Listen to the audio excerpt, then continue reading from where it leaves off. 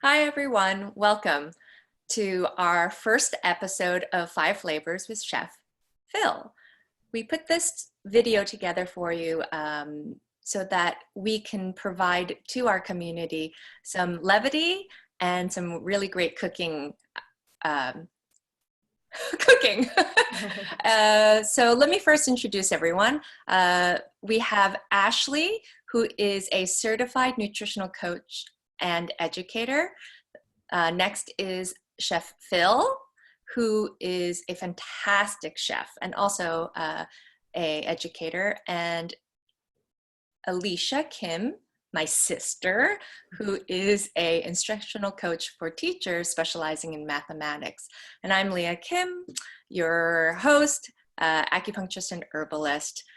Today we're going to talk about the element of metal and its associated flavor, pungent. Pungent is a little hard to describe.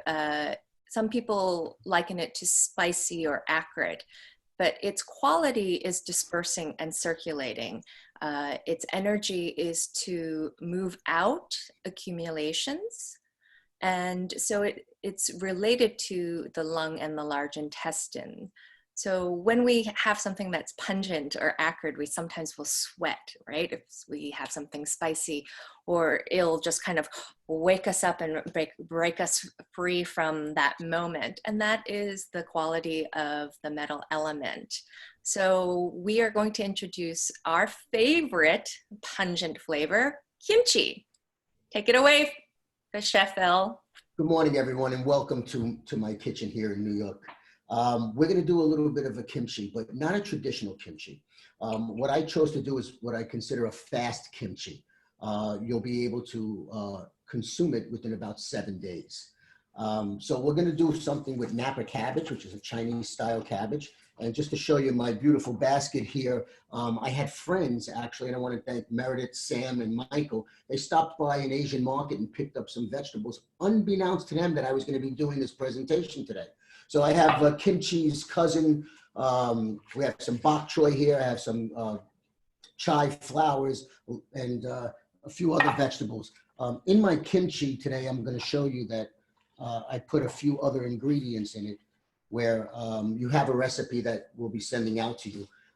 Red pepper, red bell pepper, some daikon, which is a Japanese style radish, carrot, some scallions or green onions, and of course your Napa cabbage, which is a Chinese cabbage. It's kind of grown like celery, which has very firm stems beneath, and then nice green leafy. It's almost like the lettuce family. It grows like a romaine lettuce as well. So just to let you know what we normally do is I'm going to show you, we split the kimchi right down the center, and I'm going to actually cut it into quarters. And that's what I did to this one, just to show you. To make a fast kimchi, normally you'll soak this in salted water, holding on with the root end of it. I separated all my leaves. And just to make things quicker, because we're filming this, I want to show you what I did. So Napa cabbage is actually a vegetable associated with the metal element, because it comes into harvest around autumn, which is the season of the metal, and it's white, which is the color of metal. Yeah, and it's actually very, very pungent. It just soaking this in the salt water, you could actually smell the aromas and the odor that comes out of it. And some people describe pungent as an off smell, and it's not very pleasant at times. But other people, it reminds you of your childhood and what you've grown up with. So different smells from different types of food remind us of different things. Some people like it, some people don't. But I really like kimchi. I like eating it with something that's a fatty substance, like a liver, because that pungent flavor, especially if it's a little spicy, kind of sets off the fattiness of the liver. And it really, really blends well together. It's a good accompaniment. So anyway, what I did was I soaked these in salted water, and I normally do about 3/4 of a cup of salt to about 7 cups of water. First, I let them soak for about 15, 20 minutes, and then I take them out and I salt each leaf by the white part with additional salt. So overall, I use about 1.5 cups of salt, and that's quite a lot of salt. But you want these to soak in this water for about a good 3 hours or until they're tender. You can actually see I can bend the bottom part of this leaf, okay, without it breaking because it's still crisp, but yet it's pliable for the process that I'm going to use. So as those are soaking, I'm just going to set that aside. So Elisha, what's your memory of kimchi in our household?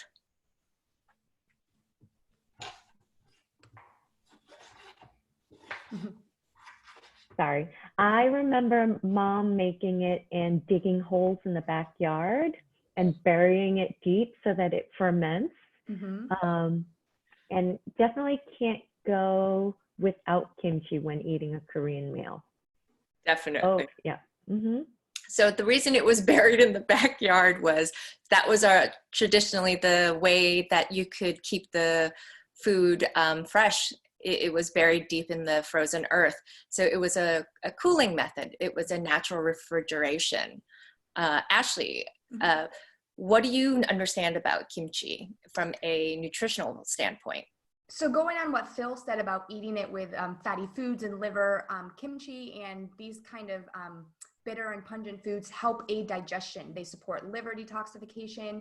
They help get your digestive juices going. So it's really designed to eat as a condiment with these foods to help you break down things like meat and fats and those kind of more dense foods. They work together once you ingest them to help with digestion and then pulling out the nutrients of the other foods you're eating with it. So that's one of the benefits.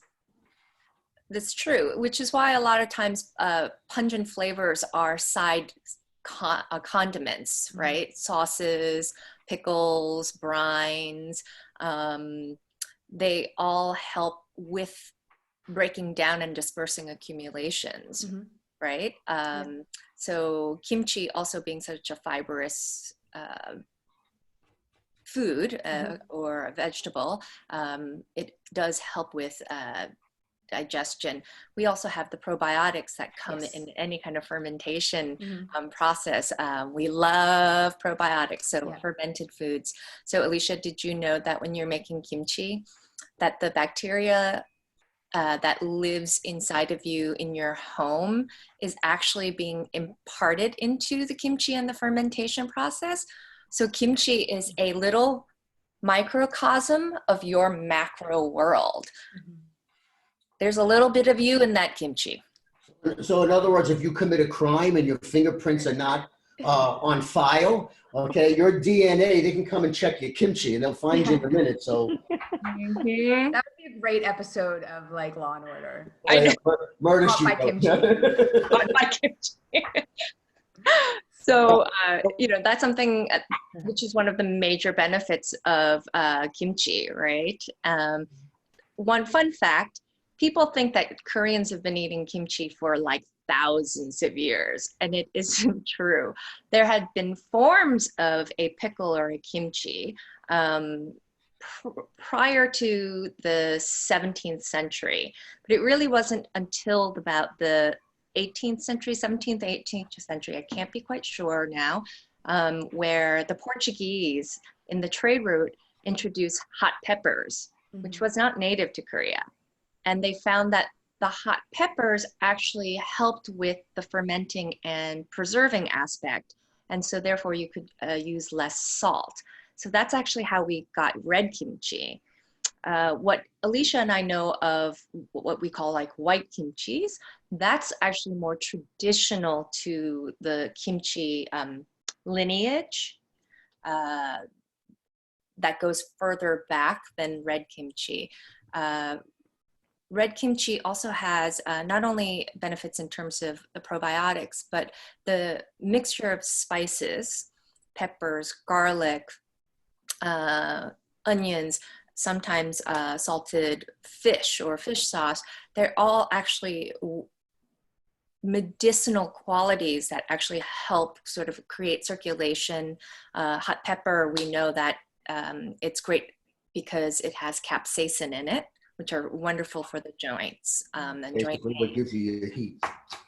Exactly. What you're also looking at also, not only the medicinal side, but for years people have been doing this because as the farmers harvest their crops or people who raised animals, slaughtered their animals. These were ways of preserving them because there wasn't great refrigeration back then. Exactly. So a lot of these curing processes, whatever culture you're in, every culture had to preserve their crops and their meats in order to feed their families. And this was a way of doing that so that your crops wouldn't go to waste, because there was only so much that you can use and so much that you could sell in order to support your families. So this is just another way of preserving, your fruit and vegetables and your meats. So just a little bit more really quick. This is going to be the spices and the other aromatics that are going to be in the kimchi. What I decided to do was, traditionally, once your leaves were done, you would stuff each leaf in between with all these seasonings. I actually decided to roll each individual leaf, so that therefore when it is ready to eat, you can have a nice little condiment with your meats or your fish or whatever you might be eating the kimchi with. So these are all julienne vegetables. I explained in my recipe that julienne is a classical cut. It's 1/8 by 1/8 of an inch by 2 inches long.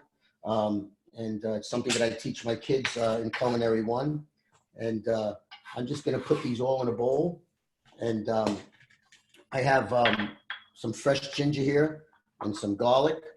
If you have one of these at home, it's really easy, so you don't have to practice your knife skills. You can just squeeze your garlic, and it's a garlic press. Garlic and ginger is also within the family of pungent in the metal element.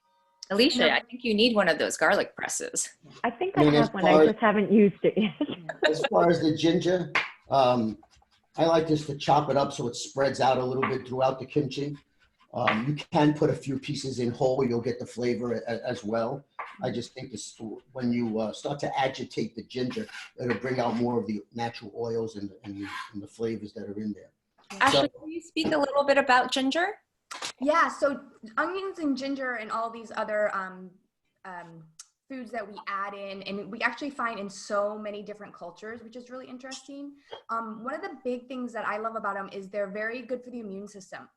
They're antimicrobial, antibacterial. And one of the reasons that kimchi can be living in your backyard, and you think, how can that be possible and it be healthy, is it's actually killing off bad bacteria and helping the good bacteria grow. So it supports that.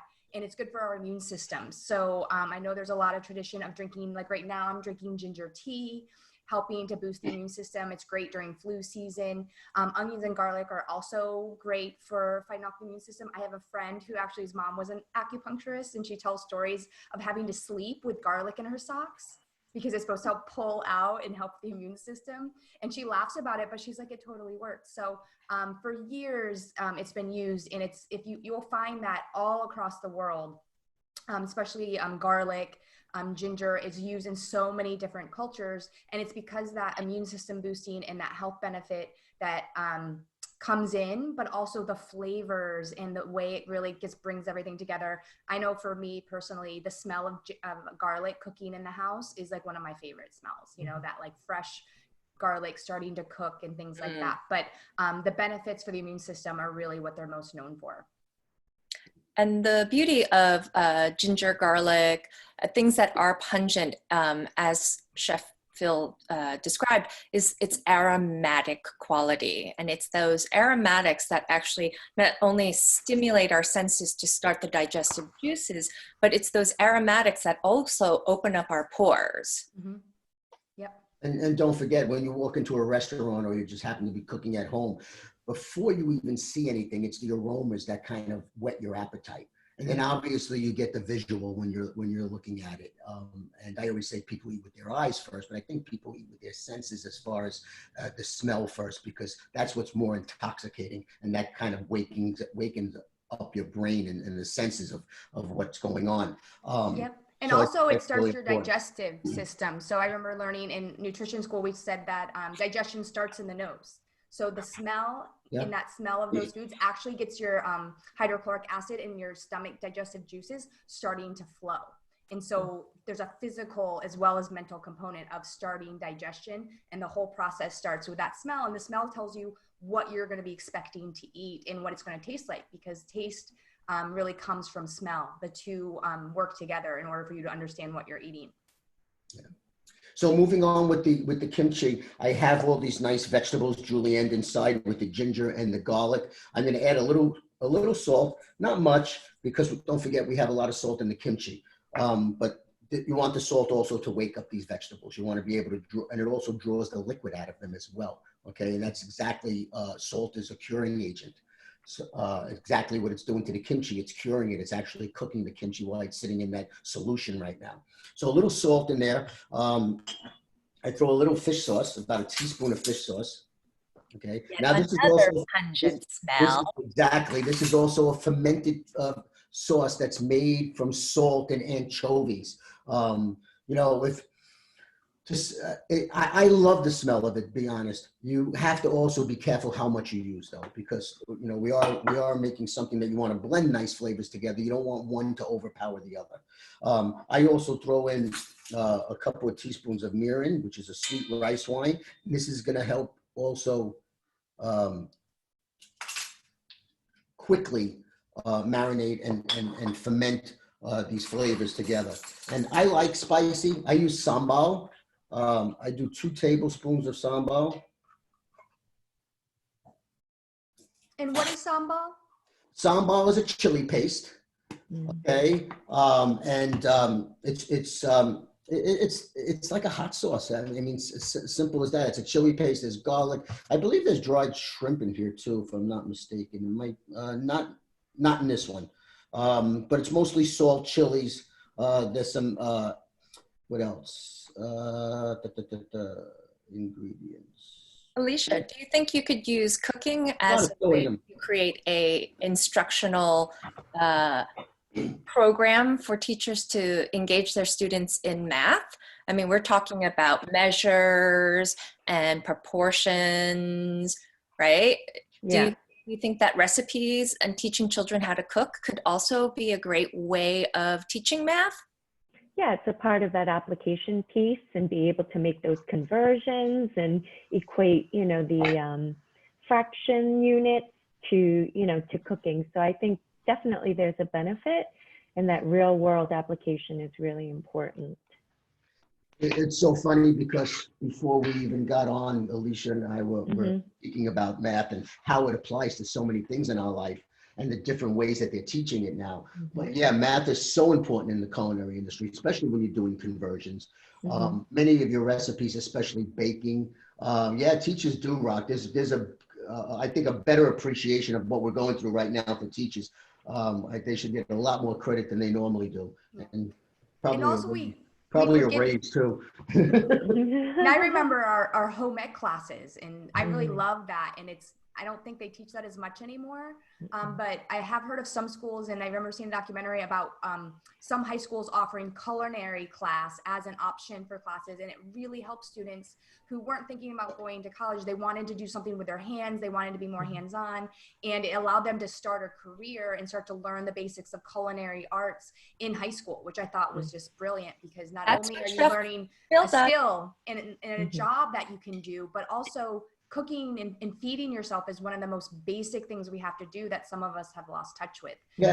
We're doing so much fast food that learning just what a vegetable is and how to cut it and how to cook it and how different preparations change the flavor and the taste is something to me that is just really fun to play with, and introducing that to young kids would be great.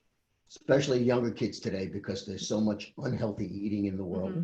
And they really need to know what's good for them. I mean, we all like a little junk food once in a while, but it's important to eat the right way to preserve our life, just like we preserve our fruits and vegetables. So anyway, real quick, rinsed off the Napa cabbage under cool running water. Again, see, they're nice and pliable. So you're rinsing off some of the salt, and you're squeezing it a little bit dry so that you can get the excess water out. And then notice whenever I'm working on a cutting board and you want to keep it clean, whether I'm butchering meat or fish, I put a little piece of plastic down so that I can lay down my ingredients without dirtying my cutting board, and it's an easy cleanup. So Elisha, did you know the quick trick of getting liquid out of Napa cabbage to make kimchi? You were probably too young. We used to freeze it. Yeah. And then after it was frozen, we defrost it and then be able to squeeze out all the fluid, which made it easier for us to use less salt. Yeah, they do that. There's also a process when you're doing stuffed cabbage as well. Normally you'll take the core out and you'll blanch the cabbage, which is a quick boil in salted water, and then remove it and chill it so that you can roll your meat and rice inside the stuffed cabbage. But if you put it in the freezer, what happens is the molecules freeze, and then as they defrost, they sort of cooked your cabbage. So it's easy, it becomes more pliable. And again, you don't, one step shorter than boiling it in water. So I laid down my Napa cabbage. Normally I'll have this sit for about an hour to start to really absorb the flavors in here, but I can tell you it smells really good. And then what I do is I just take some and I put it in my Napa.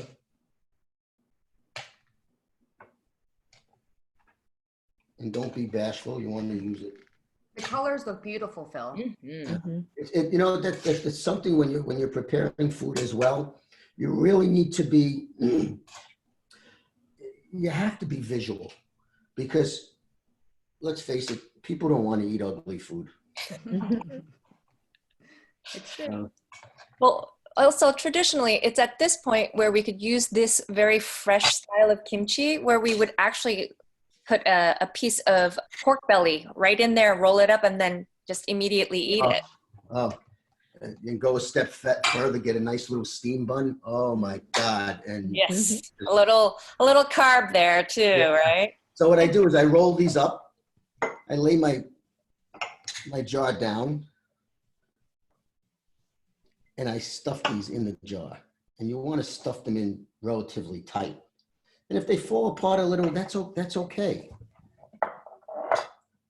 And just so that the jar looks pretty, I might throw a little bit more of this in there like that, you know, and fill the holes. And again, just... Elisha, do you think this is something that you think you could do? I know you're not the best cook in our family, but we're encouraging you to become one. No. Well, fermentation, I think, is great for new cooks because there's a lot of wiggle room. Yeah, you know, a lot of it is just about playing with there. It's not about exacts. You can go a little spicier, a little less spicy. And it's kind of fun to play with, even as a science experiment. When I first really got into fermenting while in California and working with some really amazing people out there who do great fermentation work, it was just so fun to see it all happen. Like, it's really amazing to see something go from these fresh vegetables and you know what they taste like, and then watch the fermentation process and see it come out the other end. There's something just fun about it. Maybe you can get the boys to try to make it. Oh, yeah. That'll be a challenge. They're old enough. We were that age. Yeah. Maybe it can be a homework assignment. It could be a show and tell. Yeah. Right. Exactly. So what I'm doing here is I'm just making a little salted liquid with some rice flour. And that's going to kind of be a little thickening agent, like a slurry. And that's going to help really adhere to the cabbage, and the rice is also going to help ferment it, because there's natural, I mean, if you want to get sick on anything, leave your rice out for hours and hours and hours and just watch the bacteria grow on it. So it's really, really important to be careful when you're doing this also. But as you're pressing this down, you can see all those nice natural juices that are coming in this jar. And what I do is I just, I'll pour this liquid. Once this liquid is done, we'll cool it down. The slurry is pretty much together. We add a little cold water to cool it down. And so, Elisha, I don't think you're familiar with. So kimchi is fermented in two different methods. There is more sort of a vegetarian version with the rice slurry. And then there is the fermentation process used with the way that we remember growing up, which is with fish sauces, or 새우젓, which is fermented shrimp. So this is, even though there's a little fish sauce in this, this is a more of a vegetarian version, a vegan version of kimchi. And don't forget, these are things that have been done for years, but you can make it your own. Okay, do it with the flavors that you really enjoy, and what your family's going to enjoy. And this is what I did for me, because I know, you know, I'm going to kind of like mix the cultures, and 7 days from now, I'm going to sit down with some mortadella and some liver and stuff, and I'm going to pull out some kimchi and a nice loaf of rustic bread that I'm going to bake, and I'm going to sit there and I'm going to enjoy being around the world in my own kitchen. So it's just important to do what you like. I like to sit out overnight, okay, and then I'll wake up the next morning and I'll pop it in the refrigerator. And just to show you what I did with the kimchi earlier, that's basically the one I made a few days ago. I put a little date on top. It says 5/8/2020. So this will be ready on the 8th. And I'll be able to open this up and really, really enjoy it. And there's so many other things you can do with this. I mean, you could, make if you don't like the full pungent salt, there's no reason why you can't do a little reduction of balsamic or something and just drizzle it over the top and put a little sweetness to it. There's so many things you can do in the culinary world. There's so many flavors that you can really blend and make it your own. I enjoy pickles. I'm definitely a pickled person. I love making my own sauerkraut. Something like this, you can do a version by julienning all of the Napa cabbage and sort of making your kimchi almost like in a sauerkraut form. Okay? Right. Well, the other way that you can do this, which is also a traditional method, is again to sweeten it, to balance out the pungent. We use actually pears. Yes, or apples. Yeah, remember that Asian pear, right? Yeah. And pears too are actually a fruit that's associated with the metal element. Pears are supposed to be really great for the lungs, and also pears are generally harvested around the same time as Napa, which is towards the autumn. Right. So this is where we start to see how nature's abundance starts to add to the flavor profiles and what is available to us to carry us through the winter months. So that might be something fun for you to try, Chef Phil, is to try it with some Asian pears. Absolutely. I did, when I was researching it, I did see a few different recipes. This particular recipe that I saw did have Asian pear in it. I chose not to because I wanted it more savory and that more of that pungent flavor. But yeah, like you say, and also, the natural sugars in that pear is it's going to ferment. And you got a nice sweetness there with the red pepper, and red peppers are really high in vitamin C, which is also great for the immune system, among other things. But surprisingly, we think of citrus fruit for vitamin C, but red pepper are one of the highest sources of vitamin C of any fruit or vegetable. So it's a great thing to add in there. And there's like a little natural sweetness in that pepper. Got to get the boys to eat some bell peppers, Elisha. Speaking of vitamin C, if also for green vegetables, when you're cooking green vegetables or making like pestos or anything like that, a little vitamin C inside, will keep them really bright and beautiful. Yeah, the nutrients are really amazing to be cofactors for each other, and they support each other. So when we look back at these recipes that have been around for a long time, even though they didn't have the nutritional science that we have today, they knew how everything worked together in a more traditional way. And now that we're kind of researching it in a scientific perspective, we're seeing why these elements go together and why these foods are going together and working well together. And it just really helps bring everything to a nutritional benefit, but also the taste. They go hand in hand. It's almost like things tasting good tell us what's good for us. So Elisha, what did you think of our episode? Oh, I think it's great. Some of my takeaways are to add a little bit more ginger in my diet.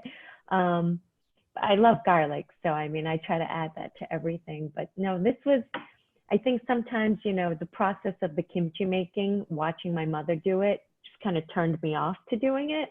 But just watching you, Chef Phil, do it so quickly and easily, I guess has inspired me to try it myself. So I appreciate it. Thank you. Well, thank you. And even though I don't think your sister's giving you enough credit for cooking, okay, you've raised 2 young men in the family, and I'm sure they're quite healthy eating, but also cooking's easy. If you, my only suggestion when you're looking at a recipe, read it twice. Just make sure you understand it. It's so important to understand it. I do it myself, even when I'm following someone else's recipe. But I like cooking from the hip as well. It's a great time just opening up your refrigerator and seeing what you have in it and create something. You know, Mhm. it's a lot of fun. And listen, it's what brings everyone in this world together. Okay, open up a nice bottle of wine, sit down, have some great conversation. Stay away from politics and religion. We don't want to upset everyone. But it's a great way to spend time with friends and family. Yeah. Any last Agreed. thoughts, Ashley? I just know that I need to start fermenting more. I've been a little lazy lately, and so this is really encouraging. And I have made my own sauerkraut and some beet kvass and other things, but kimchi is something I haven't tried yet. And I love the combination of the foods that you used. The daikon, which is really traditional and has like a great like crunchy flavor mixed in with the red bell pepper. I don't think I ever would have put those two together in my own ideas. So that's really inspiring to give it a try. And the way you individually wrapped it is something that's great because, you know, I live alone, and when I make things, it's hard to make big batches and try to get through it and work well. So to be able to just take out a little bit at a time, I think that's really great for people to know that they can kind of self-serve themselves with a serving size. And the kimchi is great because once it's, you know, fermented and good to go, it lasts, you know, for a long time. So you can leave it in the fridge and take it out whenever you need it. Great. Thank you, everyone, for joining us on 5 Flavors with Chef Phil. And we look forward to seeing you for the next episode where we'll be talking about the taste of salt. Thank you, everyone. Thank you. Enjoy the day. Thank you.